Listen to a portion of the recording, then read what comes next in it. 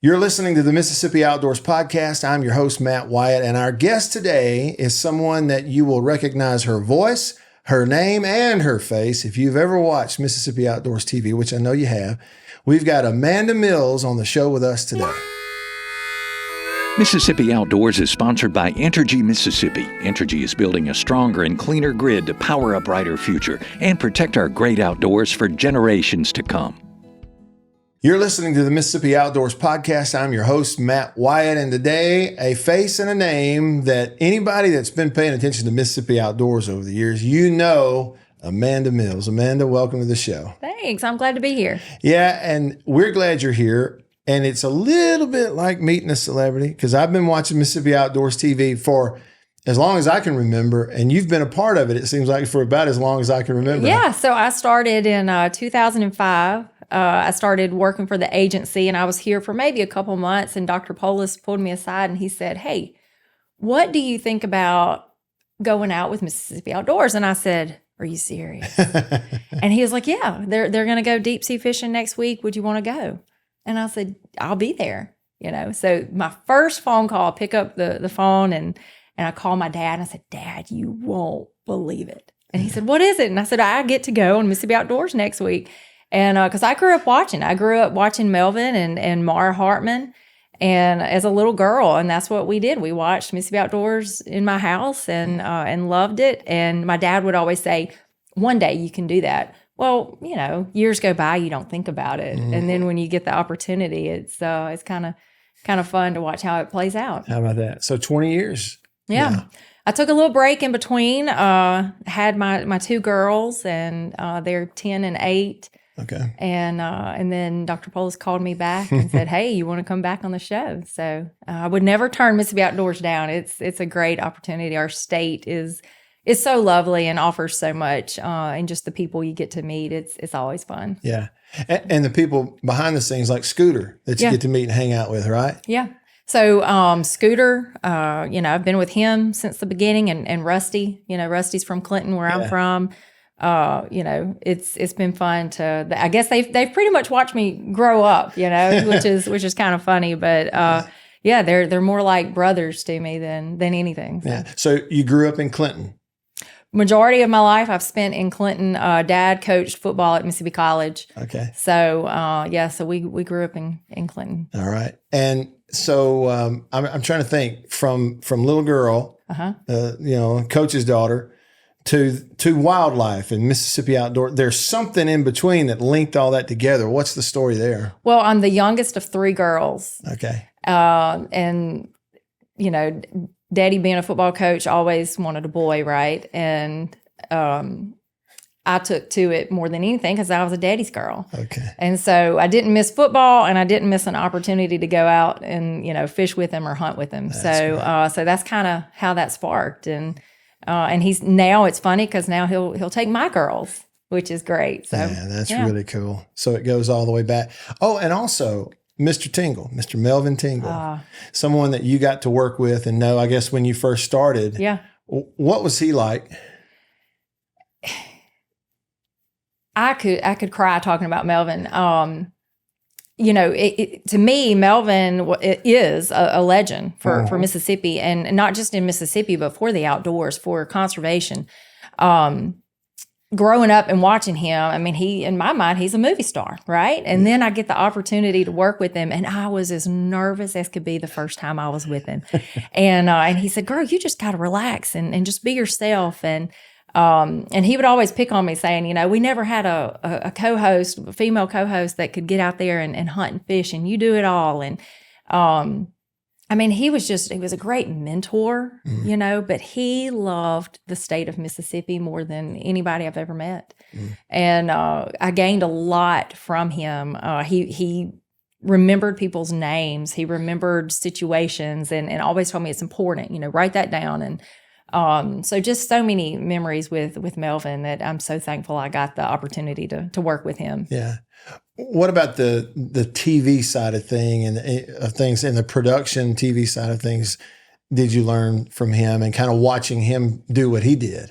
So at the end, we always say, "See you outdoors," and the way that the tone that I do it in now is the same tone that Melvin said, hey, this is how we should probably do it, because we want them to feel it, And so little things like that, the way you stand and look at a camera, I always think about it, and the way that he always just says, pretend like the camera is somebody that's watching it, and they're just in the blind with you. Okay. And so make it more conversation. And he was just so good at everything he did. One time we were fishing on I think it's the Chunky River, and he was in one canoe and I was in another. Well, all of a sudden, like, my head is just aching as a sharp pain. Well, Melvin had hooked my head and he's sitting there yanking because he didn't know what he has, right? And well, he has my head. And so we finally get it unhooked out of my head, and, I'm bleeding and everything. And he felt so awful. And he goes, but you're just tough as nails. And I said, well, Melvin, what was I supposed to do? I'm on camera and I can't cry, but he was just so fun. And he had a passion for the outdoors and loved the Lord, and he was good for us all. He was good for Mississippi. Definitely a legend. I mean, that's the best word probably to describe him. Yeah, I had thankfully avoided it, but I went with Larry Pugh fishing. This was, I guess, maybe last year. I can't remember if it was earlier this year or last year. It's all running together. We were in a boat together. We had a great fishing day, and Rusty was in the boat filming it. And I decided to throw a crankbait with those treble hooks, and I made a cast that missed his ear by about 1.5 inches. He said it was a sound he hadn't heard too often. And I was thinking that close to hooking him in his boat with the camera running. Yeah. I'm glad I avoided it. Yeah. You were a better sport about it, I think, than Larry would have been.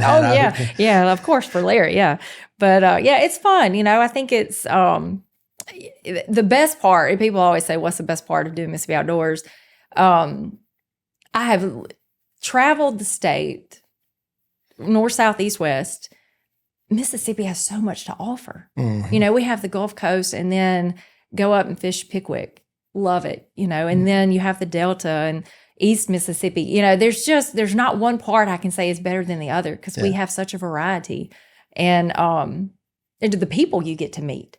Mm-hmm. You may meet someone who has $5 or $5 million, and you never know the difference when you get outdoors.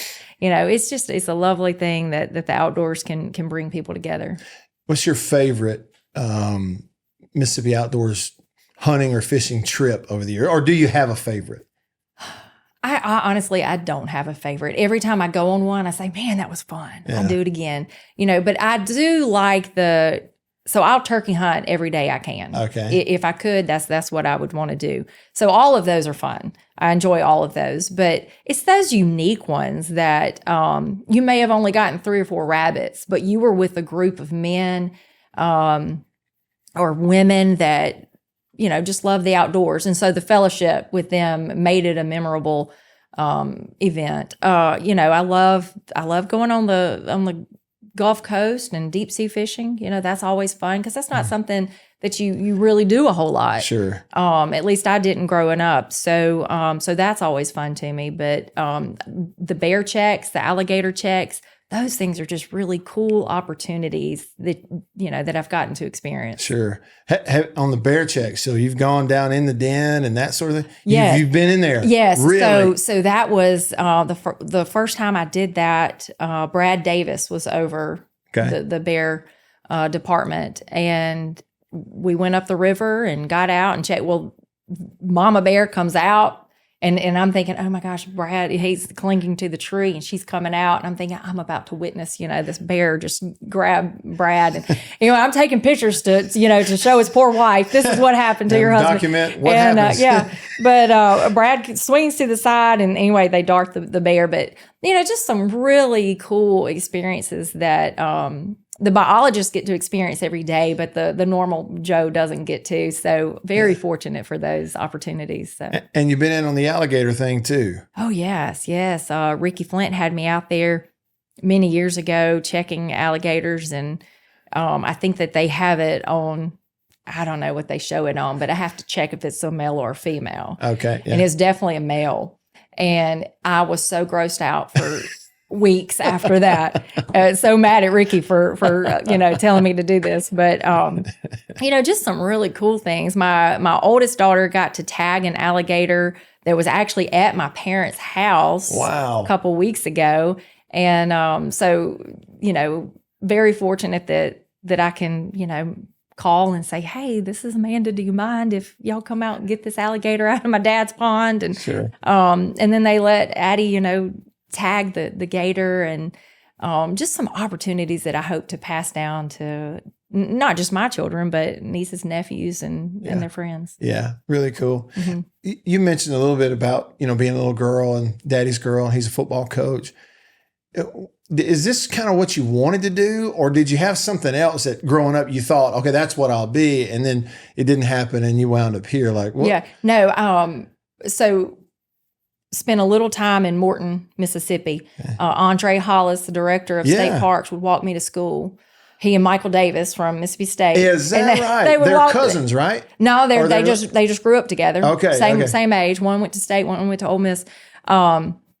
But in Morton, I wanted to work at the grocery store at Sunflower. Okay. And then as we move into Clinton, I wanted to, and I grow up and I start deciding what do I want to do when I grow up. I wanted to be on ESPN and be a commentator and sports and all that. Well, I did not want to really leave Mississippi, and I didn't want to leave my parents. And so I hung around here, and that's when shortly after I graduated from Mississippi College, I got an offer to come work here in the marketing department. And so that's what I did. I did not even have on my radar Mississippi Outdoors. Communication was my degree, mass media actually, but still didn't have it on the radar. Just knew that, hey, I like wildlife. Sure, I'll go work there. Yeah, but I mean, so in terms of using a college degree, I mean, here you are. You're using it. I'm actually using it. And that's the funny part about it is not a lot of people do these days. Yeah. But yeah, I was fortunate to use it and still love it. So yeah. What about in the future? Like when you look out and look ahead and continuing to host the show, I mean, like what do you think the future holds for you? Well, I don't know. I look at all the young girls and I think, oh man, she might be great on Mississippi Outdoors. And I look at my own children and I say, one day you could do this. And my oldest is Addie, and I think she probably would. She probably would love to host Mississippi Outdoors. My youngest, probably not. Not her cup of tea. But I'm always looking at these talented young ladies who love that, who have a passion for the outdoors, who are professional and I think would be good. So I think, I hope I can hang on as long as I can, and maybe, I might be old and crippled, but hopefully they'll keep me around for a little while. But I just Mississippi Outdoors is such a great show. It's the longest running state agency show in the nation. Really? In the entire country? In the entire country. Wow. And so, that alone says volumes for the show, the producers, and then the people of Mississippi who support it. I mean, this is not anything we've done. It's the people of Mississippi that support it and allow us to get out there and hunt with them and fish with them. So, it speaks volumes for our state and those that love the outdoors. Sure. Well, and I'm old enough that 20 years doesn't really seem that long, but that's a long time for any media medium, and in terms of the time that you've been involved in it. Right. So how is it different now or is it different now and you go out on a shoot and kind of the process of working with Rusty and Scooter, putting a show together versus when you started? Is it that much different? It's very different. It is. Okay. So back when Melvin and when I started, we just did an open and a close, and then we'd go on some hunts and they'd piece it together, and then that was that. Well, now, we need to get this piece for social media, or we need to get this piece for the magazine, or we need to get this, and there's a podcast, your podcast, and there's so many different avenues now that Mississippi Outdoors can venture in, that it's not just an easy run and gun, just shoot it and you're done. It's a lot more bells and whistles to it now, which I think is really cool. But again, it goes back to our state is staying up to times. we're out there on the platforms that we need to be out there on, and we're promoting our state, which, can't ever turn that down. So I have to ask this too. Experiences where you go to make a show and it just doesn't happen. Yeah. How often does that, it happens a lot. Yeah. Really? Yeah. Well, partially probably because, we were talking about shooting earlier, and if I'm not on, which 9 out of 10 times I might not be on, and we're not getting the doves or the rabbits or squirrels. And then, the weather sometimes will play in a factor that, the squirrels just aren't there, the rabbits. But yeah, it happens. Yeah. But it's still, a day outdoors. Yeah. Not the a bad day. experience is cool. It just might not make it onto the TV show. Right. So one time, Melvin and I, we were somewhere in Northeast Mississippi. I can't remember exactly, but we were on maybe a 2 or 3 day deer hunt, and he had a cabin and I had a cabin, and I can't remember if it was Rusty or Scooter with us, but the first day, I think he shot at a doe and missed. So we got a little footage there, and I didn't see anything. That morning we go out, I don't see anything, he doesn't see anything. Well, so we have some time between morning and afternoon hunt. And Melvin and I go, I don't even know where we were. We were in the middle of nowhere, and he sees a yard sale on a Friday at lunch. And this man pulls into the yard sale. Lo and behold, I buy a coat hanger, a coat rack, and something else he said was antique. It was just old. And, and all this stuff. So, really it's, and we did not make a show for that. Okay. But just the experience that we all got to have and memories made. Went to a yard sale. Went to a yard sale with Melvin. Tingle. And, it's funny. We walk up and they knew immediately who he was. You're Melvin Tingle, and he's like, this is Amanda. They didn't care. They Melvin Tingle. So yeah, that was fun. So you had the whole experience of going around with a celebrity. Yes, basically. yes. I mean, wherever he went, he was a celebrity. Yeah. He, Bill Dance, he and I were together, and Bill Dance was, hey, Amanda, Melvin, Wow. And he glazed over me and went straight to Melvin. But everybody loved Melvin. He was a jewel for the state. Do you get that? Somebody says, hey, you're the Mississippi Outdoors lady. Did you ever get that? Yeah, I do. But it's confusing now. So when I got married and then came back on the show, I kept Amanda Mills, but in my real life, I'm Amanda Jones. And so that confuses some people. But I was at work the other day, and a man was delivering stuff, and he goes, you look like a girl on Mississippi Outdoors. And I was like, oh, and he goes, what's your name? I said, Amanda. And he goes, you are, so yeah, I get it a good bit. And my children, they laugh about it. And do they? Yeah, they think it's, here goes mom. Yeah, and, go out to eat and somebody recognizes mom. Yeah. But it's funny because Rusty, Kevin, and myself, we all live in Clinton, and we all three kind of get that in Clinton. So yeah. Being honest, the first time I met Scooter, I didn't know what he looked like myself. I just knew his name. Yeah. I've seen the credits enough and seen, his name on the lower third enough watching the show. Like, wait a minute. So this is what Scooter Wiley looks like. It's pretty cool. But I think what you're saying, it speaks to the reach of the show over the long haul, really. Yeah. Yeah. I mean, you've got familiar faces, and I know one day that'll change. I know everyone's getting older, and different opportunities may come up, but for now, it's the familiar part of having Rusty, Scooter, Amanda, Kevin, just those names that kind of stick with it. You mentioned Melvin making an impression on you about remembering people's names. Did that rub off on you? Are you good at remembering names and places you go hunt, fish? I mean, well, my husband will be like, have you ever fished at so-and-so? And I'll be like, no. And then if we go and we fish, I'll be like, oh, hey, I've been here. I was here with so-and-so, and he's like, So, it to a point, it rubbed off. It rubbed off to where I know I need to remember. Yeah. But the fact of me remembering sometimes does not. Yeah. But I try my hardest to remember names and where I've gone. And I didn't keep that journal, though. That's what my one regret.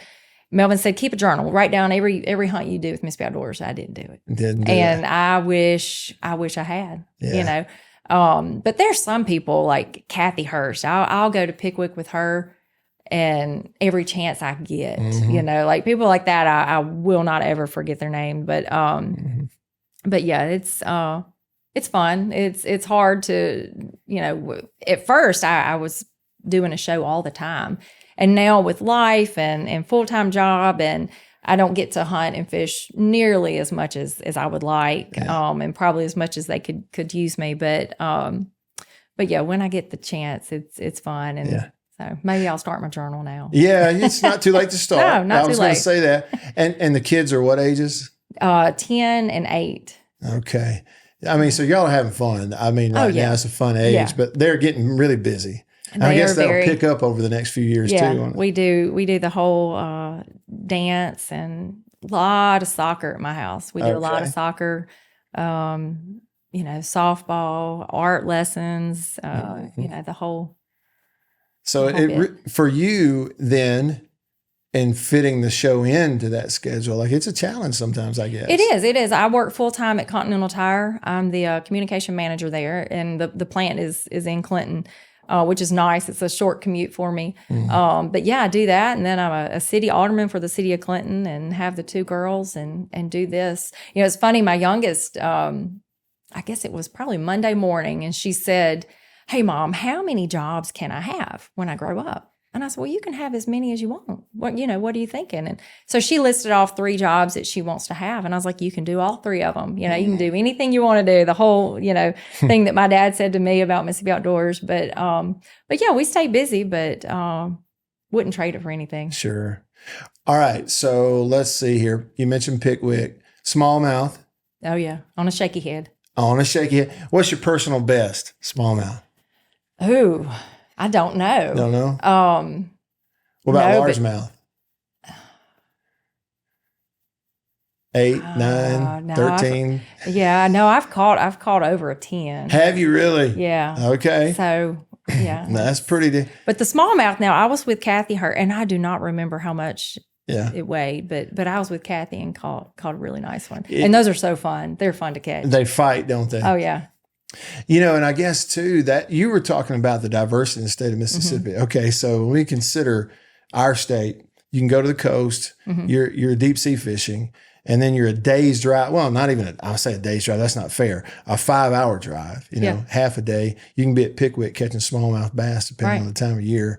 It's pretty incredible what our state has to offer. And you've gotten to experience just about all of it from an outdoor standpoint. Yeah, there's really not, people say, well, what have you not done? And I can honestly say, I don't know. I have literally had the opportunity to do it all. And that was one thing, when I first started doing the show, Rusty and Scooter would say, "Hey, we have this hunt at this location. What do you think about that?" And I'd call my dad that night and talk to him about things. And I thought, "Oh yeah, I got an opportunity." And he said, "Don't you ever turn down an opportunity to do something you've never done or you think I might like that." And so I've kind of stuck with that and tried my hardest to, if I get the chance, to squeeze it in. As busy as we are, to squeeze it in and make it work. That's such great advice, though, because your dad knew. You get to a point in your life and you look back and you'll be really glad you stuck your neck out there. Yeah. Like he knew that. Yeah. Yeah. And he's battling some health issues, and I know that he'd love to just jump in his boat and go fishing. And it's not, the opportunity's not there for him right now. But, and I think that plays a lot in advice that we ourselves gives to the younger generation, is to get out there and enjoy it, especially while you can. Is that kind of your advice to younger listeners, viewers of this podcast? Yes. Especially my kids, I tell them all the time, it's so important to, you may think, oh, we're just going fishing, but it's so important to learn to fish, and even just be out in the outdoors, because, there's so much beauty in our state that we're crazy to not take the chance to just enjoy it. Sure. What's bucket list? Anything in terms of an outdoor trip, or is there anything left on the bucket list? Well, if we ever get a black bear season, I'm there. I want it, I'm working on so I have my Grand Slam, would like to start working on my World Slam. A few things like that. Yeah. So. Well, and it sounds like that it's sort of a lifetime thing for you. Like it's not something where you woke up one day as an adult and went, I'm going to start getting into the outdoors. I mean, this is sort of a lifetime passion for you, isn't it? Yeah. It started when I was young. My dad just taking us and sitting us on a bucket and saying, "Here's your pole. Let me know if you need help." And I will say this though, he did me wrong. I never had to learn to tie the knots, and then I still don't. I take the chance. I say, I don't want to learn it, but yeah, he had us out there at a young age, and I have one sister that doesn't. She enjoys the outdoors, but doesn't so much care for the hunting aspect of it. But she enjoys the outdoors, and she understands why we do it, and that's the important thing. Is Dustin and I try to teach our children as to why we hunt and what it means to us. And it's not about going out and killing a turkey and so mama can have it in the house or whatever. And, just teaching them about conservation and about the wildlife here in Mississippi that we have, because it's their home too. Yeah. Well, it's really, a pleasure to get to meet you. It's my first chance to actually get to meet you face to face.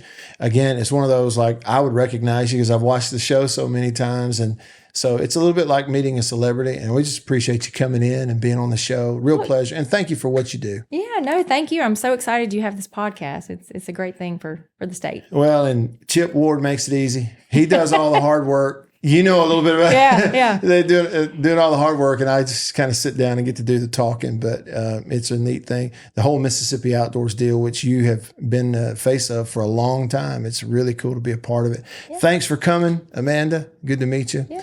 And any last words maybe of advice for anybody listening that maybe hasn't dipped that toe in the outdoors in Mississippi yet? What do you want to say to them?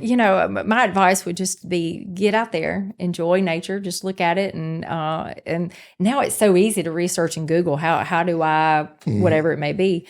But the moment you step outside anywhere in Mississippi, it'll take your breath away. Yeah. There's beauty everywhere. So everybody just enjoy it. Just enjoy it. That's right. Thanks so much. Thanks. And thank you all for listening to the Mississippi Outdoors podcast, and we'll see you outdoors.